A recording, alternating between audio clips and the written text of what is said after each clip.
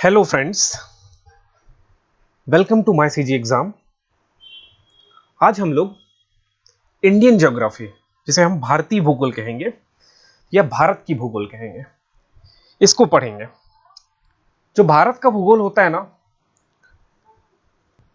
या मैं बोलूं हम लोग भारत की भूगोल आज जो पढ़ेंगे वो एग्जाम को टारगेट करते हुए पढ़ेंगे प्री बीएड के लिए। प्री बीएड के लिए अब ये प्री बीएड के लिए में जो जीके से क्वेश्चन आ रहा है, केवल 20 प्रश्न आ रहे हैं। 20 प्रश्न। अब ये जीके ही इतना बड़ा है, 5 पार्ट में डिवाइड है। हिस्ट्री, ज्योग्राफी, इकोनॉमिक्स, साइंस, इसके बाद करंट अफेयर और उसके बाद स्पोर्ट्स से रिलेटेड, इस प्रकार, और एक कॉन्स्टिट्यूशन लास्ट, संविधान। तो मतलब ये 1 2 3 4 5 6 7 पार्टों में डिवाइड है। मतलब पूरा जीके पढ़ने में 1 साल लग जाता है। समझ रहे हैं आप? पूरा जीके पढ़ने में 1 साल लगेगा, लेकिन प्री बीएड में मात्र 20 प्रश्न आने वाले हैं।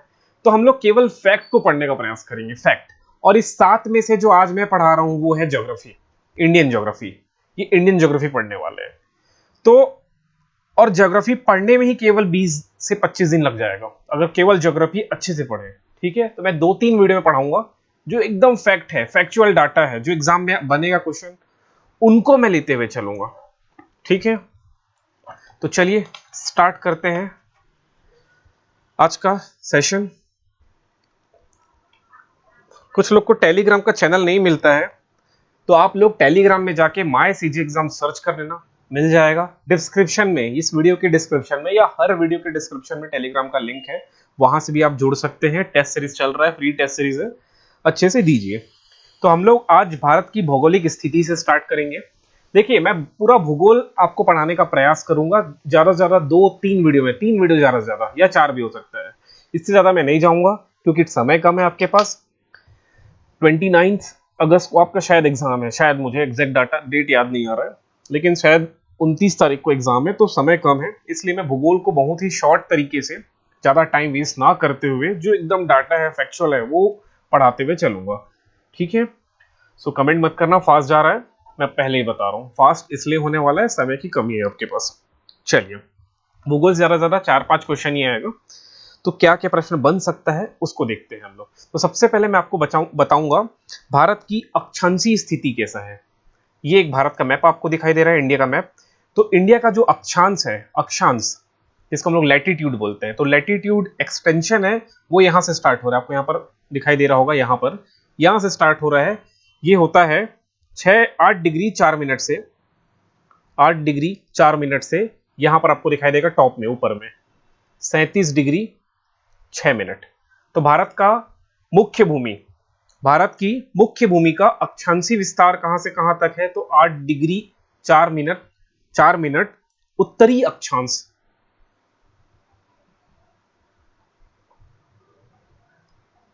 उत्तरी अक्षांश से 37 डिग्री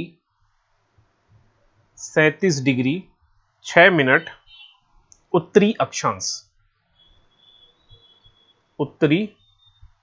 अक्षांश तक, ये जो है भारत की मुख्य भूमि का क्या है? लैटिट्यूडनल एक्सटेंशन है या फिर अक्षांशीय स्थिति है।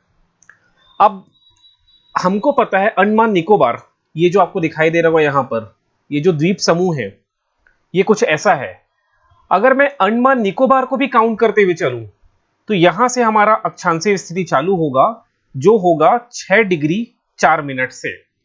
एग्जाम में प्रश्न 2 तरीके से आता है। 2 तरीके का मतलब है, पहला तरीका एग्जाम में आने का, एग्जाम में पूछने जाने का पहला तरीका ये हो सकता है, ध्यान से समझना, कि भारत की मुख्य भूमि मतलब ये भारत का मैं मैप बना दूं, ये भारत का दक्षिण वाला हिस्सा है, यहां से भारत की मुख्य भूमि स्टार्ट होती है, और इसका एक्सटेंशन क्या है? 8 डिग्री 4 मिनट से, फिर ये गुजरात का करते हुए यहां पर जम्मू कश्मीर तक पहुंच गया, ये यहां पर जाके खत्म हो रही है, तो इसका हो जाएगा 37 डिग्री 6 मिनट। ये भारत के मुख्य भूमि का अक्षांशीय स्थिति है, 8 डिग्री 4 मिनट से 37 डिग्री 6 मिनट, जो यहां पर मैंने लिखा हुआ है, यहां आपको दिखाई दे रहा है। लेकिन अब यहां पर आता है अंडमान निकोबार द्वीप समूह में। तो ये स्टार्ट होता है 6 डिग्री 4 मिनट से 37 डिग्री 6 मिनट तक।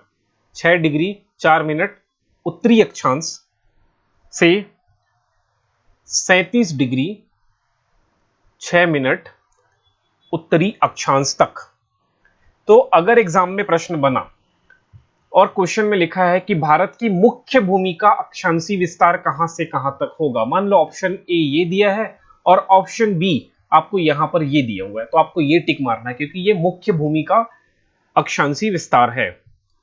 अगर केवल लिखा है क्वेश्चन में कि भारत का अक्षांशीय विस्तार कहां से कहां तक है, अगर ये दोनों ऑप्शन है, ये ए वाला और इधर बी दोनों दिया है, तब आपको भारत के संदर्भ में ये मारना है, और संपूर्ण भारत बोल दिया तो आपको यही मारना है। समझ रहे हैं? अब क्वेश्चन पे डिपेंड करता है कि कौन सा आंसर सही होगा। ठीक, तो ये हो गया हमारा अक्षांशीय विस्तार। अक्षांशीय विस्तार। इसी प्रकार हम लोग देख लेते हैं देशांतरी विस्तार। देशांतरी विस्तार।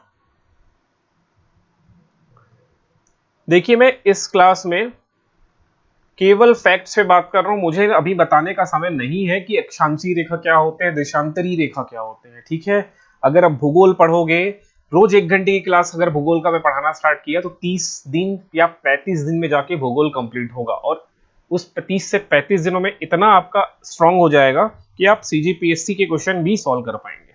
लेकिन अभी उतना समय नहीं है प्री बीएड के लिए, तो मैं कोशिश करूंगा 2 से 3, ज्यादा से ज्यादा 4 वीडियो में भूगोल को कंप्लीट कराऊंगा। ठीक है, जो जो इंपॉर्टेंट प्रश्न है किस तरह से आते हैं इन सबको भी डिस्कस करते हुए चलूंगा। तो चलिए देशांतरी विस्तार देखते हैं।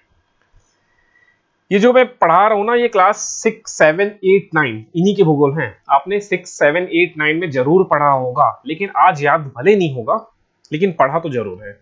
अब यहां से देशांतरी विस्तार अपन देखें तो यहां से स्टार्ट हो रहा है, ये दिखाई दे रहा है आपको मैप में, देखिए यहां से स्टार्ट हो रहा है। तो भारत का देशांतरी विस्तार जो है वो है 68 डिग्री 7 मिनट पूर्वी अक्षांश, पूर्वी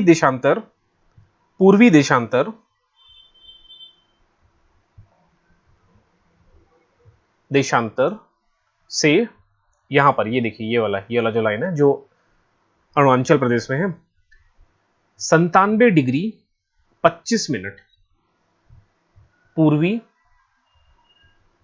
देशांतर तक। देखो, मैं आपको एक बार और बता दूं, ये मैं प्री बीएड के लिए पढ़ा रहा हूं, बहुत शॉर्ट में बहुत पढ़ा रहा हूं, बहुत जल्दी जल्दी पढ़ाऊंगा। जो मेन डाटा है वही बताने वाला हूं, और आप लोग के लिए अच्छा होगा, आप लोग एक नोटबुक निकाल लो, एक कॉपी और पेन निकाल लो और उसमें लिखना चालू करो। एक नोट्स भी बनते रहेगा, और ये जो नोट्स बनेगा वो सारे एग्जाम के लिए काम आएगा। जो जो आप व्यापम के स्तर का एग्जाम देंगे उस सब में काम आएगा, लिखते चलो। ये भारत का देशांतरीय विस्तार हो गया। अब आगे देखिए, अब भारत के जो दक्षिणतम बिंदु है या उत्तरतम बिंदु है, इन सबका भी स्पेशल नाम है। स्पेशल नाम मतलब अगर भारत का मैप में कुछ इस प्रकार बनाऊं, पतंग जैसा, भारत का आकार पतंगाकार है, एग्जाम में प्रश्न बनता है भारत का आकार कैसा है, पतंगाकार। ये देखिए ऐसे खींच दो तो एक पतंग जैसा ही तो बन जाएगा। तो भारत का आकार कैसा है, पतंगाकार। ये भी एग्जाम में प्रश्न आता है। तो ये भारत का सबसे कौन सा पॉइंट होगा, जो पॉइंट ए, ये जो पॉइंट ए आपको दिखाई दे रहा है, इस भारत का सबसे उत्तरतम बिंदु है, उत्तर का सबसे एंड वाला पॉइंट है। तो इस उत्तरतम बिंदु को बोलते हैं इंदिरा कॉल। ये प्रश्न बना हुआ है, इंदिरा कॉल। भारत के उत्तर में, ये यहां पर जम्मू कश्मीर वाला, ये जो लद्दाख वाला, अभी लद्दाख वाला, लद्दाख में जो सबसे उत्तर का पॉइंट है उसको बोलते हैं इंदिरा कॉल। ये इस पॉइंट को बोलते हैं जो मुख्य भूमि में है, यहां पर कन्याकुमारी, जो कि तमिलनाडु में है। क्या बोलेंगे, कन्याकुमारी।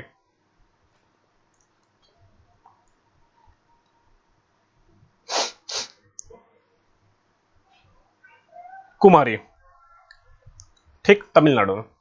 उसी प्रकार यहां गुजरात के पास ये वाला एरिया, ये वाला जो क्वेश्चन में दिखाई दे रहा होगा, सर्कल कर रहा हूं, ये वाला गुजरात में, ये बोलेंगे पश्चिम का पॉइंट, सबसे एंड का पश्चिम का पॉइंट, इसको बोलते हैं हम लोग गौरमोता।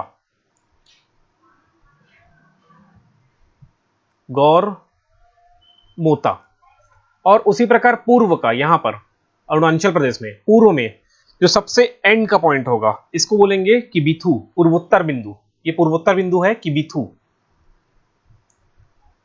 की बी थू, किबिथु।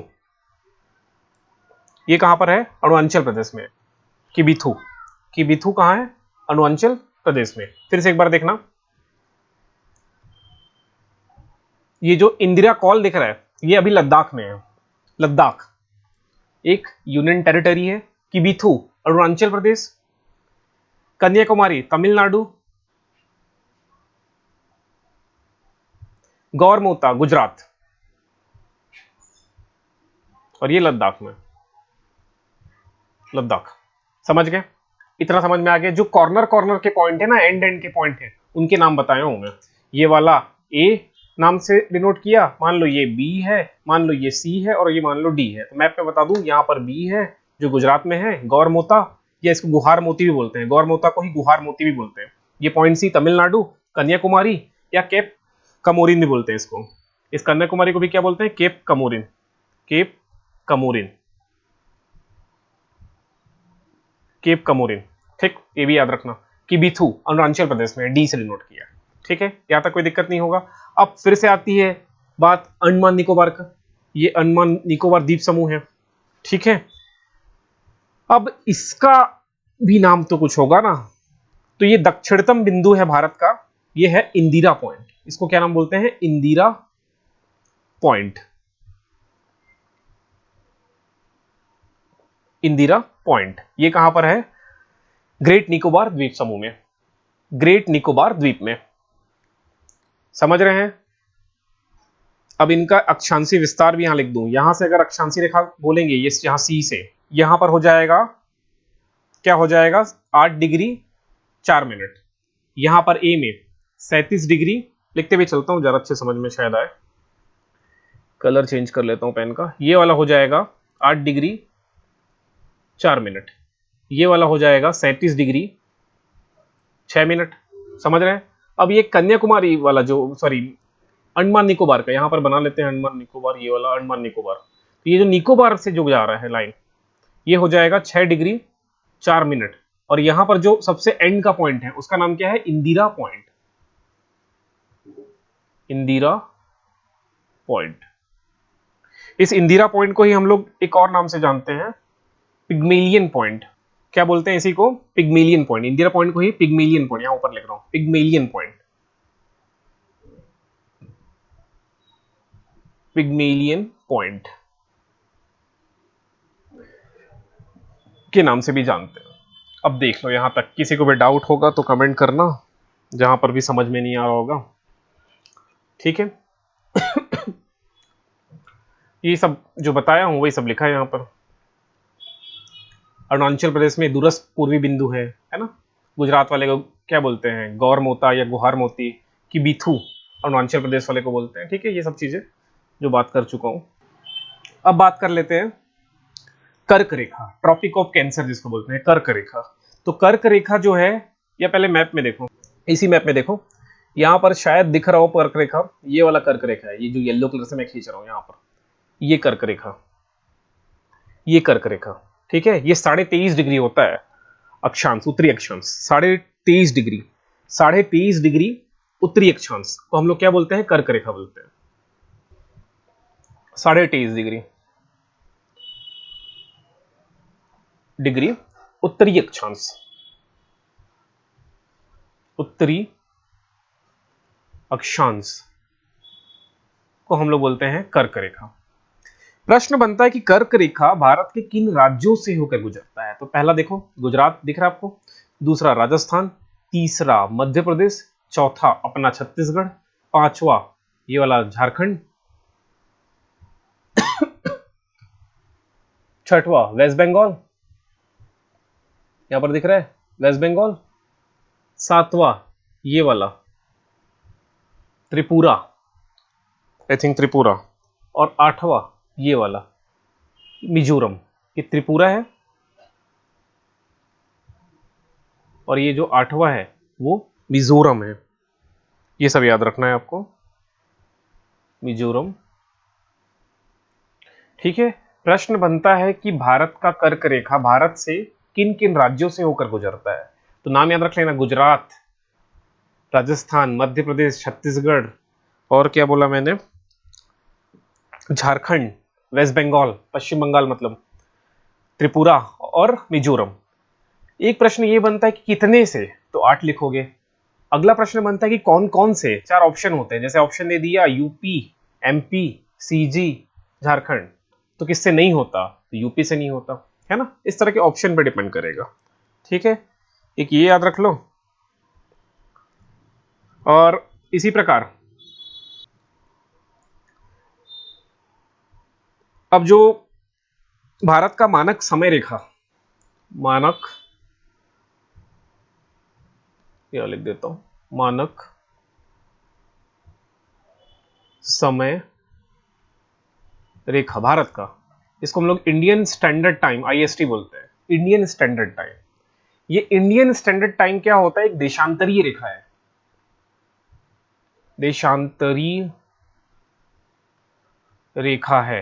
तो इसका वैल्यू क्या होता है, तो इसका वैल्यू होता है 82.5, 82.5, 82.5 डिग्री देशांतरी, पूर्वी देशांतरी, पूर्वी देशांतर, ठीक। ये हमारा भारत का क्या है, इंडियन स्टैंडर्ड टाइम, भारत का मानक समय रेखा है। अब ये कौन कौन से राज्यों से होकर गुजरती है, तो ये 5 राज्यों से, इनका भी नाम आपको बता दूं। पहला यूपी, दूसरा मध्य प्रदेश, तीसरा हमारा छत्तीसगढ़, चौथा उड़ीसा, और पांचवा ये एपी, आंध्र प्रदेश। इन 5 राज्यों से होकर गुजरती है, ठीक। इसका इंपॉर्टेंस क्या है, तो इसका इंपॉर्टेंस तब समझ में आता जब मैं देशांतरित रेखा या अक्षांश रेखा आपको पढ़ाया होता। तो अभी समय की कमी है, आप इतना ही इंफॉर्मेशन याद रखिए, कौन कौन से राज्यों से गुजरती है, ठीक। ये टाइम निर्धारण, ये समय निर्धारण के लिए काम आता है। समय कैसे, समय का निर्धारण कैसा होता है, सूर्य की रोशनी के अकॉर्डिंग होता है, जहां ज्यादा लाइट वो दोपहर, जहां लाइट अंधेरा वो रात, इस तरह से निर्धारण हो रहा है समय। जब एकदम सन ऊपर होगा सर के, तो 12 बजे होगा दोपहर का, तिरछा आ रहा होगा तो या तो सुबह हो गया या तो शाम होगा। इस तरह का समय निर्धारण जो है ना, वो सन के लाइट से हो रहा है। तो ये जो रेखा है, जब ये रेखा के ऊपर में होगा एकदम सन, तब दोपहर का 12 बजे, इस प्रकार का है। अभी ये समझाने का समय नहीं है, आप इतना याद रखिए, ठीक है। सन यहां से स्टार्ट निकलना चालू करता है पूर्व से, सूरज जब सुबह का 7 बजा होता है हमारे घड़ी में, तो जो सुबह का 7 बजा है ना, मैं इसको थोड़ा रफ कर रहा हूं समझाने के लिए आपको। मान लो ये सन यहां पर है, सुबह के 7 बजे, सुबह के 7 बजे गुजरात में बात करूं तो गुजरात में सन तो बहुत दूर है, देखिए, क्योंकि पूर्व पूर्व में से निकल रहा है सन अभी। तो गुजरात में सुबह के, जब हमारे यहाँ सुबह का 7 बजे रहेगा, तो गुजरात में भी 7 बजा होगा, मतलब पूरे भारत में 7 बजा होगा, लेकिन गुजरात में स्थिति ऐसा होगा कि सुबह का 6 बजे का जैसा स्थिति होगा। और ये जो आपको अरुणाचल प्रदेश दिख रहा है, वहां पर भी घड़ी में सुबह का 7 ही बजा होगा, लेकिन स्थिति कैसा होगा, सुबह के 8 बजे जैसा स्थिति होगा, कि सन वहां पास में है। अभी समझ में आया नहीं होगा, क्योंकि देशांतर रेखा हमको अभी तक क्लियर नहीं हुआ है, तो ये चीज कहां से समझ में आएगा, ठीक है। तो इसको छोड़ दो, लेकिन इतना याद रख लो, ये गुजरात और अरुणाचल प्रदेश में टाइम के बीच का 2 घंटे का गैप हो जाता है। टाइम सेम होगा, अगर घड़ी में कहीं पर मॉर्निंग के 8 बज रहे हैं, 8 बजे, तो पूरे भारत में हर जगह हर घड़ी में 8 ही बज रहा होगा। लेकिन सन की स्थिति बोल रहा हूं, सूरज की स्थिति, सूरज यहां पर बहुत पास होगा और यहां थोड़ी तिरछी लाइट आ रही होगी, तो यहां पर सुबह जैसा लग रहा होगा गुजरात में, और वहीं अरुणाचल प्रदेश में थोड़ा सूरज का रोशनी ज्यादा पड़ रहा होगा, तो ऐसा लग रहा हो कि सुबह का 10 बज रहा है, ठीक। नहीं समझ में आ रहा है, छोड़ देना। अभी इतना ही याद रख लो कि जो आईएसटी है, इंडियन इंडियन स्टैंडर्ड टाइम है, ये कौन कौन से राज्यों से पास हो रही है, इनका ही लिस्ट बना लो, ठीक। आगे देखते हैं, प्रायद्वीपी का मतलब क्या होता है, इसको जरा समझना। अगला जो है प्रायद्वीप, हम बोलते हैं ना भारत प्रायद्वीपी पठार का भाग है, या छत्तीसगढ़ प्रायद्वीपी पठार का भाग है, ऐसा बोलते हैं। तो प्रायद्वीप का मतलब क्या होता है, प्रायद्वीप का मतलब होता है ऐसा जगह जो 3 ओर से पानी से घिरा हो। तो भारत का ये दक्षिणी दक्षिणी वाला पोर्शन देखो, मैप में देखो, यहाँ पर ये वाला हिस्सा जो आपको दिख रहा होगा स्क्रीन में, ये हिस्सा इधर अरब सागर से घिरा है, ये हिस्सा इधर बे ऑफ बंगाल से घिरा है, और ये वाला हिस्सा किससे घिरा है? हिंद महासागर से, इंडियन ओशन से घिरा है। तो भारत का ये वाला हिस्सा जो है, ये जो आपको हिस्सा दिखाई दे रहा है, ये वाला, ये जो हिस्सा है तीन ओर से पानी से घिरा है, इसलिए इसको बोलते हैं प्रायद्वीपीय पठार या प्रायद्वीपीय क्षेत्र बोलेंगे। ठीक, जो पानी के तीनों ओर से घिरा हो। ठीक है। तो ये प्रायद्वीप के बाद अब आप लोग भारत के 28 राज्यों के नाम और उनके कैपिटल से याद कर लेना, राजधानी याद कर लेना। ये भी प्रश्न रीजनिंग में बन जाता है कभी कभी। ठीक, बनता तो है, तो इसलिए इसको याद कर लेना, इनके जो राजधानियों के नाम है। अब सेवन सिस्टर, सेवन सिस्टर क्या होता है? जो पूर्वोत्तर भारत है, यहां पर देखोगे आप लोग मैप में, इसको थोड़ा जूम करके देखते हैं। यहां पर ये आपको ये वाला जो हिस्सा भारत का दिखता है ना, ये पूर्वोत्तर भारत है। यहां पर 7 राज्य हैं, इसलिए इसको सेवन सिस्टर बोलते हैं। तो कौन कौन से हैं वो? अरुणाचल प्रदेश है, असम है, मेघालय है, नागालैंड है, मणिपुर है, मिजोरम है और त्रिपुरा है। तो इनसे प्रश्न तो बनता ही है, इनकी राजधानियों का नाम बनता है। तो इनकी राजधानियों का नाम आपको याद रखना है। यहां पर देखो, ये अरुणाचल प्रदेश है। अरुणाचल प्रदेश की राजधानी का नाम है ईटानगर। क्या नाम है? ईटानगर। मैं लिखते चलूं साइड में, यहां पर ईटानगर। फिर ये आया असम। असम की राजधानी का नाम है दिसपुर। क्या नाम है? दिसपुर। फिर आया ये मेघालय। मेघालय की राजधानी का नाम है शिलोंग। शिलोंग। ये राजधानी का नाम एग्जाम में आ सकता है। अगरतला, इस अगरतला की राजधानी का नाम, सॉरी, त्रिपुरा, त्रिपुरा की राजधानी का नाम है अगरतला। अगरतला, ये वही त्रिपुरा है जिससे अभी हम लोग देखे थे ना कि 23.5 डिग्री कर्क रेखा, इससे पास हो रहा था। फिर ये मिजोरम, मिजोरम से पास हो रहा था। मिजोरम की राजधानी का नाम है आइजोल। आइजोल, आइजोल। फिर आया मणिपुर। मणिपुर के राजधानी का नाम है इम्फाल। इसी प्रकार नागालैंड, नागालैंड जो राज्य है, इसकी राजधानी का नाम है कोहिमा। अब इसको कोई भी ट्रिक से आप याद करो, जैसा भी याद करना है करो, याद करो। ये बगल में होगा सिक्किम, यहां पर ये जो कट गया यहां पर, यहां सिक्किम होगा। ये सिक्किम सेवन सिस्टर में नहीं आता, याद रखना। सिक्किम जो है सेवन सिस्टर राज्य में नहीं आता। ये प्रश्न बनता है। सिक्किम की राजधानी है गंगटोक या गैंगटोक बोलते हैं इसको, गैंगटोक। ठीक, इतना याद रख लो।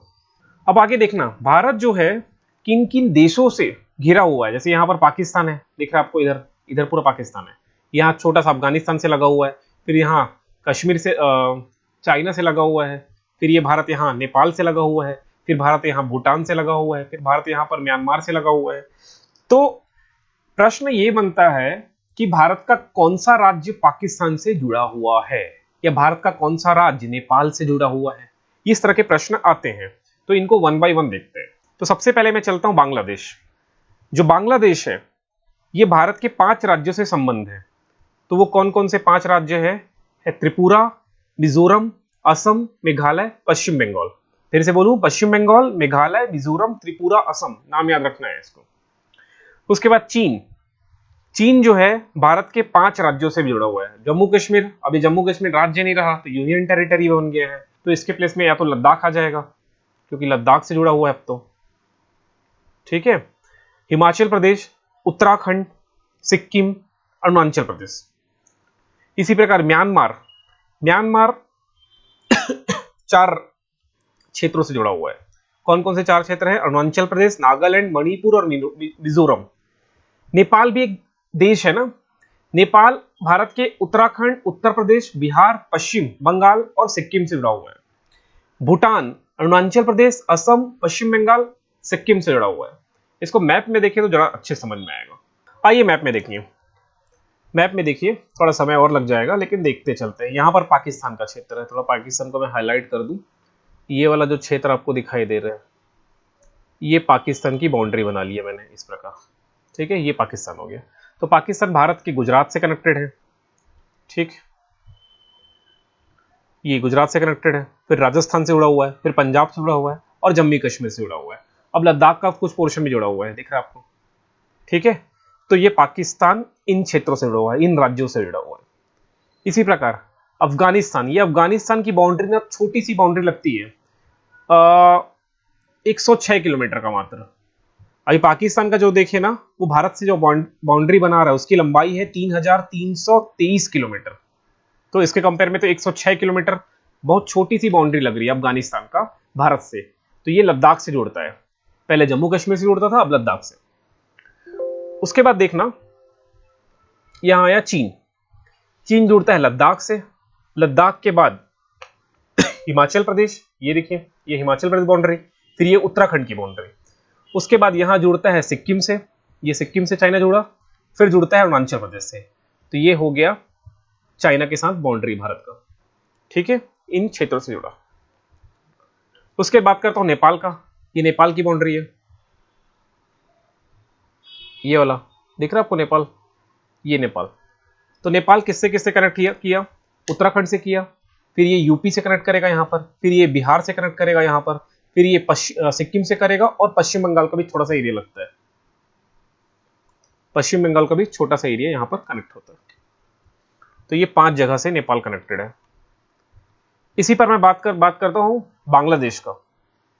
बांग्लादेश के लिए थोड़ा सा इसको जूम कर लेते हैं। ये बांग्लादेश आपको दिखाई दे रहा है, ये व्हाइट वाला जो पोर्शन दिख रहा है बांग्लादेश, यहां पर ये वाला जो क्षेत्र है बांग्लादेश का है, ये वाला, ये बांग्लादेश, ये बांग्लादेश। तो बांग्लादेश कनेक्ट होता है भारत के पश्चिम बंगाल, मेघालय, यहां पर मेघालय, फिर ये त्रिपुरा, ठीक है,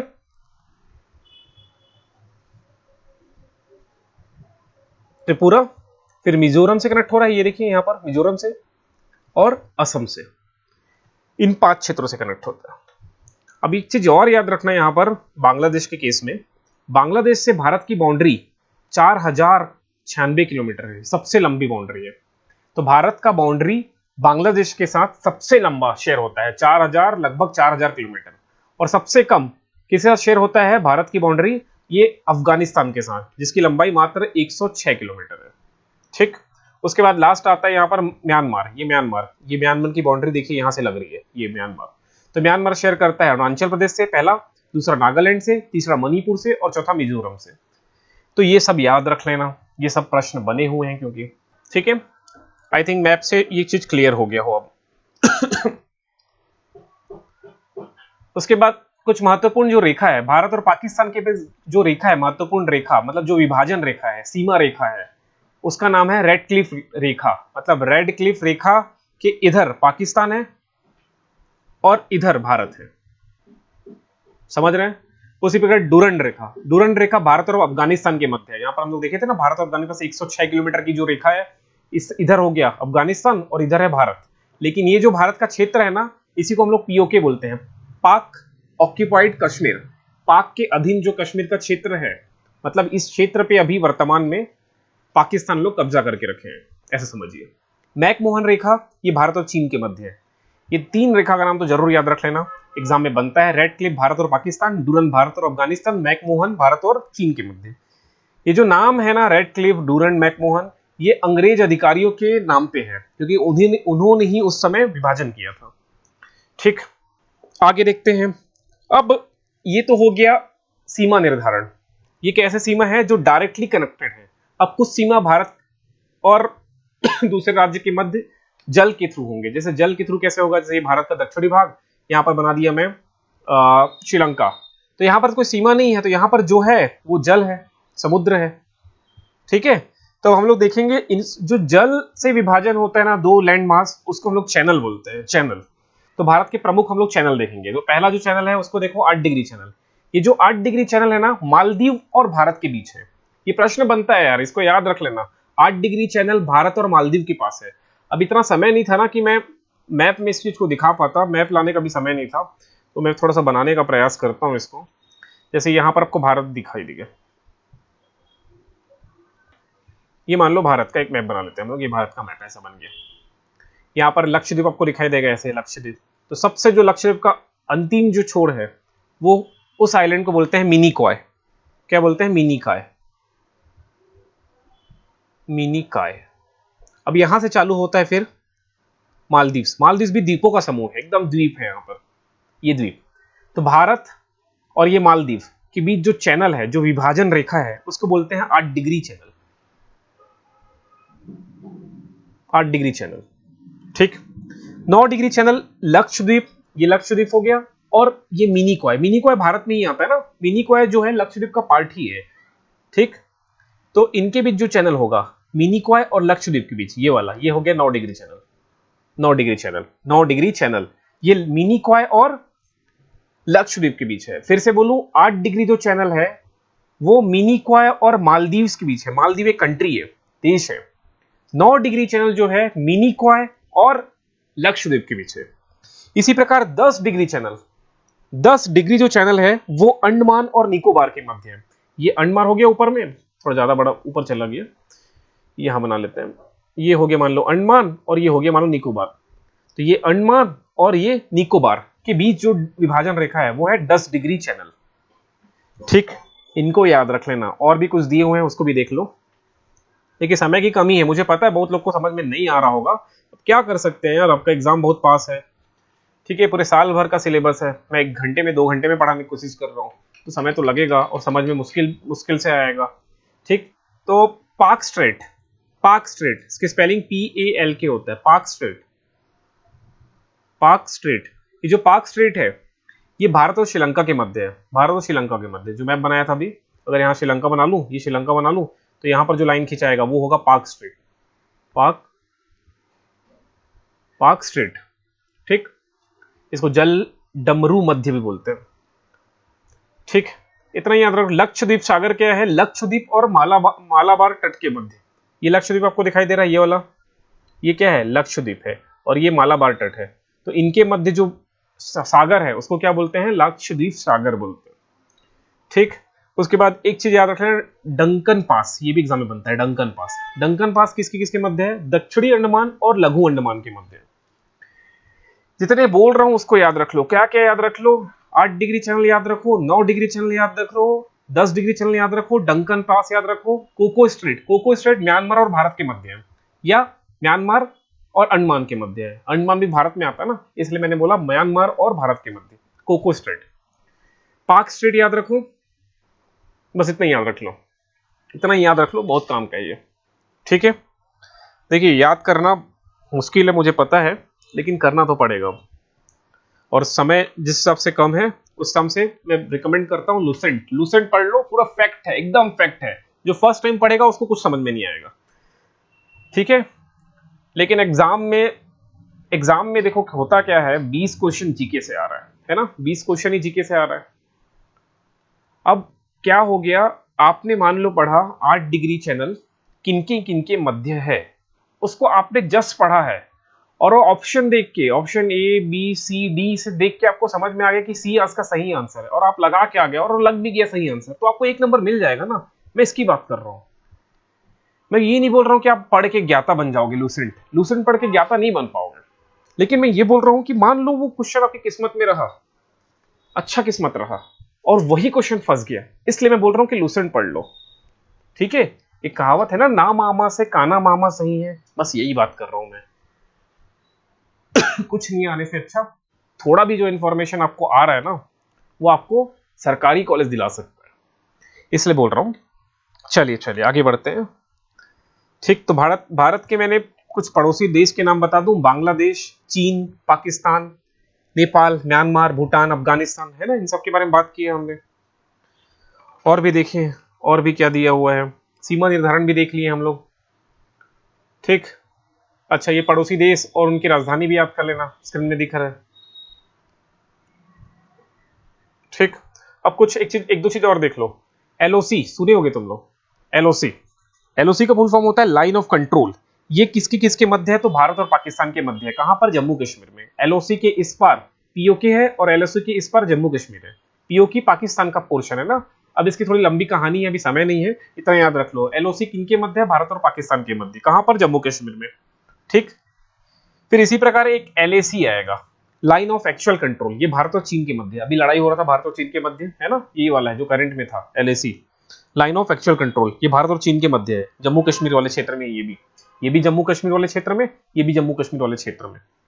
ठीक है, LAC के, ये अगर LAC लाइन है, LAC, तो इसके इस पर अक्षाई चीन है, जिसको चीन का पोर्शन है, वो भारत का पोर्शन है, तो चीन कब्जा कर लिया, और इधर भारत होगा। ठीक, रेड क्लिप बताया मैंने भारत और पाकिस्तान के मध्य, ठीक है। और क्या है, मैकमोहन रेखा बताया, मैकमोहन भारत और चीन के मध्य है, ठीक है। एकदम हम लोग जो फैक्ट है वो तो कर ही लिए हैं। अब मेरे पास एक बुक में कुछ इंफॉर्मेशन लिखा हुआ है, अब वो मैं पढ़ रहा हूं, आप सुनते जाना। जैसे भारत का राष्ट्रीय पशु कौन है, तो वो बाघ है। लिखते चलो, सुनते चलो बस। बाघ। राष्ट्रीय पक्षी मोर, राष्ट्रीय वृक्ष बरगद, राष्ट्रीय वृक्ष बरगद, राष्ट्रीय पुष्प कमल, राष्ट्रीय चिन्ह अशोक स्तंभ, अशोक स्तंभ, ये तो पता होगा, स्तंभ। राष्ट्रीय गान जनगण मन, राष्ट्रीय गीत वंदे मातरम, राजकीय भाषा हिंदी, राष्ट्रीय भाषा नहीं कहा मैंने, राजकीय भाषा कहा, हिंदी। राष्ट्रीय लिपि देवनागरी, ठीक। राष्ट्रीय गीत वंदे मातरम, राष्ट्रीय वाक्य सत्यमेव जयते, राष्ट्रीय ध्वज तिरंगा, राष्ट्रीय नदी गंगा, राष्ट्रीय जलीय जीव डॉल्फिन, ठीक, जो गंगा में पाया जाता है। ये सब है इतिहास। हमने भारत के भूगोल का जो भौगोलिक स्वरूप है उसको देखे हैं। उसके बाद अभी क्या टाइम हो रहा है, अभी बज रहा है 7:30, तो मैं भी पढ़ा सकता हूं आप लोग को भारत का भौगोलिक स्वरूप। लेकिन मैं पहले, इससे पहले आप लोगों को कमेंट पढ़ना चाहूंगा कि आप लोगों को समझ में आया कि नहीं, क्योंकि पढ़ तो बहुत फास्ट रहा हूं, अगर समझ ही नहीं आया तो मेरा आगे पढ़ाने का कोई मतलब ही नहीं होगा। ऐसे जैसे इस तरीके से पढ़ा रहा हूं, बहुत जल्दी जल्दी जल्दी जल्दी चीजों को पढ़ा रहा हूं, तो ऐसे पढ़ाने का कोई मतलब ही नहीं होगा। समझ रहे मैं क्या बोल रहा हूँ? इसलिए मैं वीडियो आज यहीं पर खत्म करता हूँ। आप लोग अभी मेरे को कमेंट करो कि वीडियो समझ में आया कि नहीं आया। अगर आया होगा, बहुत लोग कमेंट करेंगे आया होगा, तो मैं पार्ट 2 बहुत जल्दी लाऊंगा। और पार्ट 2 हम लोग थोड़ा लंबा देखेंगे ताकि 50% ज्योग्राफी जिसको हम लोग बोलते हैं भूगोल, वो कंप्लीट हो जाए, ठीक। तो कमेंट करके बताना मेरे को।